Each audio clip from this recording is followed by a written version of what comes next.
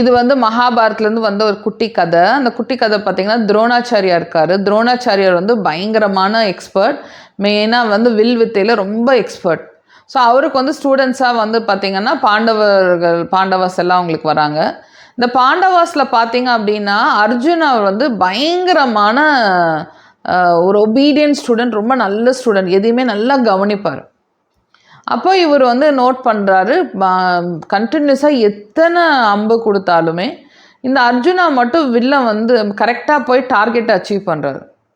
So இவருக்கு ஒரே குஷியாவது, ரொம்ப சந்தோஷமாக இருக்கார். அப்போ வந்து அர்ஜுனா கிட்ட போய் சொல்கிறாரு, நீ வந்து டார்கெட்டை நீ ஃபிக்ஸ் பண்ணணும் அப்படின்னா நீ கண்ணில் பார்த்து தான் நீ வந்து அடிக்கணும்னு அவசியம் இல்லை. நீ கண்ணை கட்டிக்கிட்டு ஈவன் காதில் கேட்டுக்கொண்டு நீ டார்கெட் அச்சீவ் பண்ணலாம் அப்படின்னோடனே அர்ஜுனாவுக்கு வந்து அதெல்லாம் எப்படிங்க குருஜி, அப்படிலாம் பண்ண முடியாது, கண்ணில் பார்த்தா தானே ஃபிக்ஸ் பண்ண முடியும் அப்படின்னு அப்புறம் அவர் விட்டுறார். ஓகே, தானே நம்பல, அர்ஜுனா நம்ப மாட்டேங்கிறாப்புல அப்படின்னு சொல்லிட்டு விட்டுறாங்க.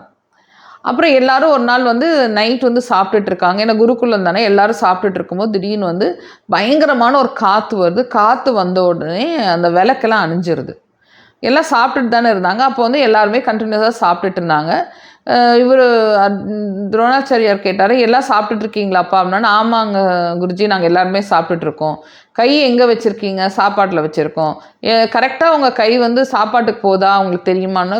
கண்டிப்பாக தெரியுமே, எங்கள் கை வந்து பிளேட்டில் இருக்குது, வாயில் வைக்கும்போது எங்கள் கரெக்டான வாயில் வச்சிடும், எங்களுக்கு வந்து அது வாய் எங்கே இருக்குதுன்னு கண்டிப்பாக தெரியுது. இல்லைப்பா வெளிச்சம் இல்லைல்ல உங்களுக்கு தெரியுமான்னு கேட்டதுக்கு, இல்லை வெளிச்சம் இல்லைனாலும் எங்களுக்கு தெரியும் அப்படின்னு அவர் சொல்கிறார். அப்புறம் அவர் துரோணாச்சாரியர் வந்து அர்ஜுனா கேட்குறாரு, என்ன அர்ஜுனா, நீ கரெக்டாக சாப்பிட்றியா? உன்னோட கை வந்து பிளேட்டுக்கும் வாய்க்கும் கரெக்டாக போதா, இல்லை அங்கங்கே இப்படி இப்படி இப்படி இப்படி பண்ணுறியான்னா, என்னங்க குருஜி, அது எப்படி எனக்கு கரெக்டாக தெரியும், சாப்பாடு எடுக்கிறேன், வாய் கரெக்டாக தான் போடுறேன், நான் கரெக்டாக தான் சாப்பிட்டுட்ருக்கேன் அப்படின்னு சொல்கிறாரு.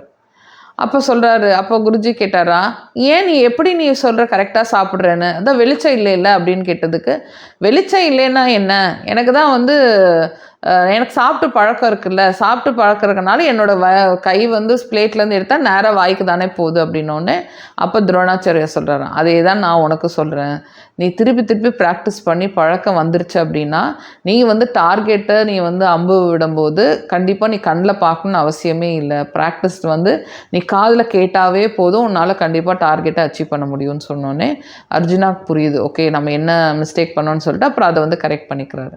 ஸோ ஃப்ரெண்ட்ஸ், நம்ம ப்ராக்டிஸ் கரெக்டாக பண்ணோம் அப்படின்னா டார்கெட்டை கண்ணை மூடி கூட அச்சீவ் பண்ண முடியும். ஓகேயா?